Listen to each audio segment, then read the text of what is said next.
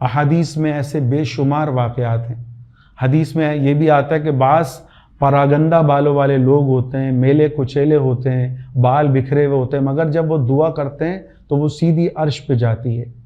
حدیث شریف میں آتا ہے کہ جب بندہ سچے دل سے دعا کرتا ہے تو اللہ دعا کو قبول کرتا ہے، مگر اس کی 3 الگ الگ نشانیاں ہیں، وہ میں بیان کروں گا تو بات لمبی ہو جائے گی۔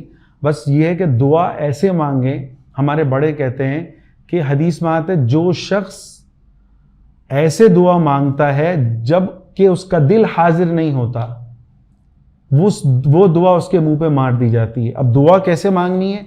حدیث میں سے یہ معلوم ہوتا ہے کہ دعا ایسے مانگیں کہ ایک شخص سمندر میں ڈوب رہا ہے اور اس کے چاروں طرف پانی ہے، ایسے میں وہ جب اللہ کو پکارے گا نا، ایسے ہم دعا مانگے کہ اللہ آپ کے سوا کوئی ہے ہی نہیں، پھر اللہ ہماری دعا سنے گا، کہ ایسے آہو زاری سے اللہ سے مانگا جائے کہ اللہ کے علاوہ کوئی بھی دعا کو سننے والا نہیں ہے، کیونکہ حدیث میں آتا ہے غافل دل کی دعا اللہ منہ پہ مار دیتا ہے۔